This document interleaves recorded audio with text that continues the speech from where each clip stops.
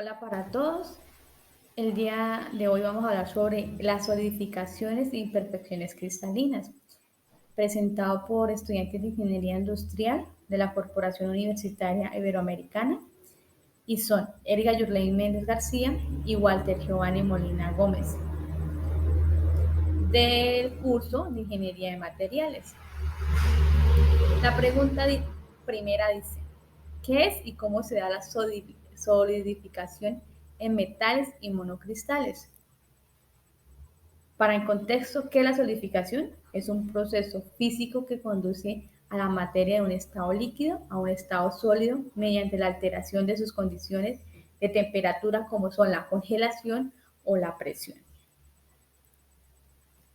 Y la solidificación en metales es un proceso mediante el cual un material metálico en estado líquido pasa al estado sólido mediante el enfriamiento para ser moldeado como producto de semiacabado o acabados y es un proceso y muy importante en el área de la industria.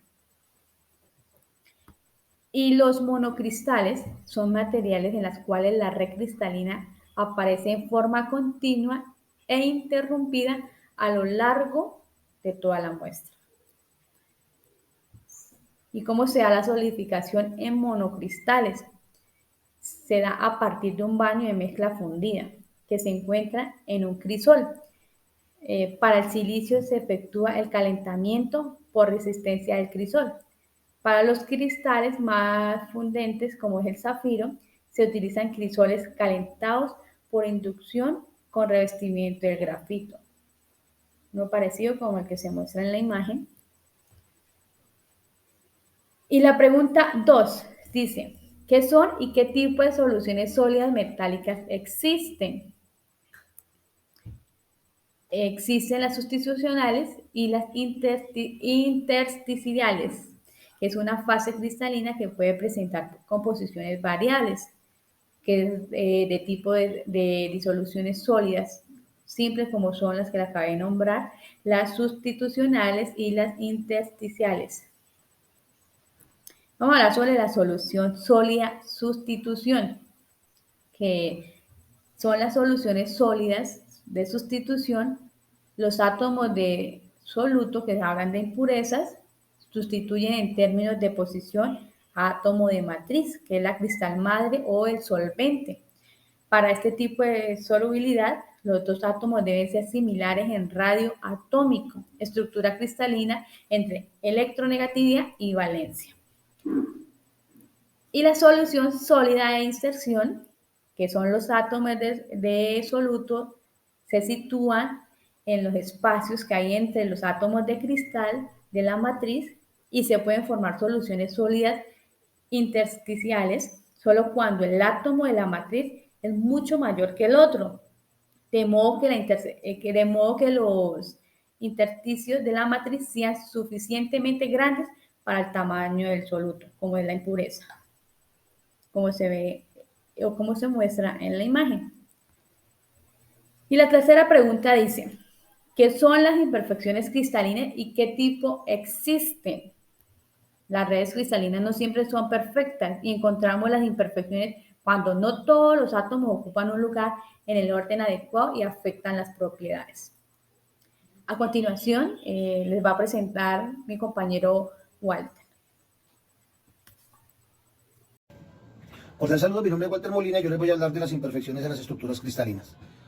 No existen estructuras cristalinas perfectas, pues debido al procesamiento de los materiales pueden existir varios tipos de defectos que afectan las propiedades físicas y mecánicas, y esta a su vez va a afectar muchas de las propiedades en los materiales para la ingeniería, como son la conformación en frío en las aleaciones, la conductividad eléctrica en los semiconductores, la velocidad de migración de los átomos en las aleaciones y la corrosión de los metales.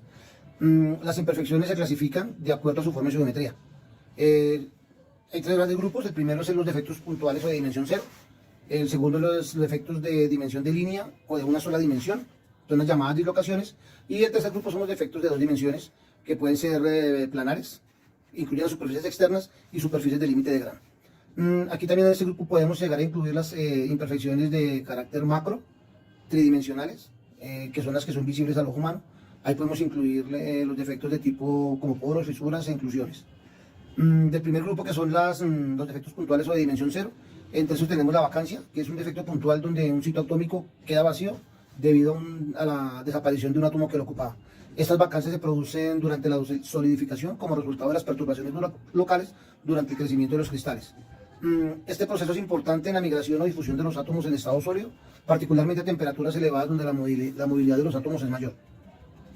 El otro tipo de defecto es el defecto intersticial, que es un átomo de cristal que se desplaza a un espacio intersticial. Este espacio intersticial no es más que un pequeño vacío que ordinariamente no está ocupado. Estos defectos no ocurren de forma natural y su distorsión estructural se da a través de la irradiación. Está el defecto de Schottky, sucede en los cristales iónicos. Estos defectos puntuales son más complejos debido a la necesidad de mantener la neutralidad eléctrica.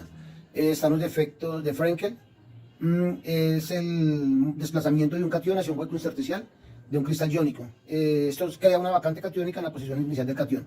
La presencia de estos defectos en los cristales iónicos aumenta la conductividad eléctrica.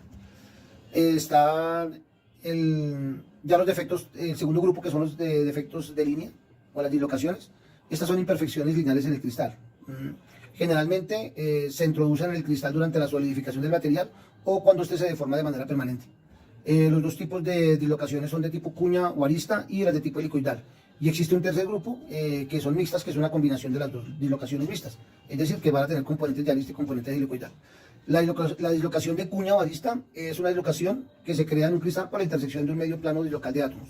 Y la dislocación helicoidal se forma en un cristal perfecto aplicando esfuerzos constantes hacia arriba y hacia abajo, de tal forma que las regiones del cristal perfecto quedan separadas por un plano cortante. La mayoría de dislocaciones en los cristales son de tipo mixto. Y la importancia de este tipo de deformación radica sobre todo en las aleaciones, dado que proveen un mecanismo para la deformación plástica. El tercer grupo de deformación son las deformaciones planares. Estos son defectos de superficie y separan el material por regiones. Los defectos de superficie planares incluyen superficies externas, superficies de límites de grano, límites de macla, bordes de ángulo y defectos de apilamiento. Los defectos de superficie externa representan las superficies en las que el cristal termina de manera abrupta. Cada átomo que está en la superficie ya no posee el mismo número de coordinación apropiado y se interrumpe en el enlace atómico. Los límites de grano. Aquí un grano es una porción de material dentro de la cual el arreglo de átomos es casi idéntico. Sin embargo, la orientación del arreglo de átomos es distinta para cada grano vecino. Eso hace que se ocurra el defecto. En los metales, los límites de grano se originan durante la solidificación, cuando los cristales formados desde diferentes núcleos crecen simultáneamente juntándose uno al otro. Y los límites de macla es un plano a través del cual hay una desorientación especial de una imagen especular en la estructura cristalina. Los límites de macla pueden producirse cuando una fuerza de corte que actúa a lo largo del límite de macla ocasiona que los átomos se desplacen de su posición. Estos límites de macla interfieren en el proceso de deslizamiento e incrementan la resistencia de los metales. Para poder observar este tipo de efectos existen técnicas experimentales. Entre las técnicas experimentales para mirar su detección están el método electroquímico, que permite realizar una serie de pruebas a una celda electroquímica con el fin de determinar sus características eléctricas y químicas. El otro método es el voltamperometría cíclica, que no es más que la aplicación de un barrido de potencial a un sistema electroquímico y luego mediante la corriente resultante se visualiza. Está el arreglo experimental, es un esquema donde se describe el uso de dos fuentes de luz láser para iluminar la superficie del objeto desde dos posiciones diferentes. Y están las microscópicas de barrido, similar al anterior, pero en vez de utilizar haz de luz se utiliza un haz de electrones para formar una imagen. Tiene una gran profundidad de campo, la cual permite que se enfoque a la vez una gran muestra. ¿Por qué es importante esta temática para el ingeniero industrial? Pues porque día a día se desarrollan nuevos materiales necesarios para nuevos productos y pues obviamente el ingeniero industrial es el encargado de diseñar mejores rutas de fabricación a un menor costo que impulsen el mejoramiento del desempeño de los materiales que ya existen. Se pueden desarrollar formas económicas de utilizar algunos materiales para que sean utilizados en beneficio de la sociedad. Se diseña la mayoría de los productos facturados y por lo tanto debe estar al tanto todo el proceso de fabricación. Esto debido a que el ingeniero es el encargado que conoce la estructura interna y propiedades de los metales. Muchas gracias.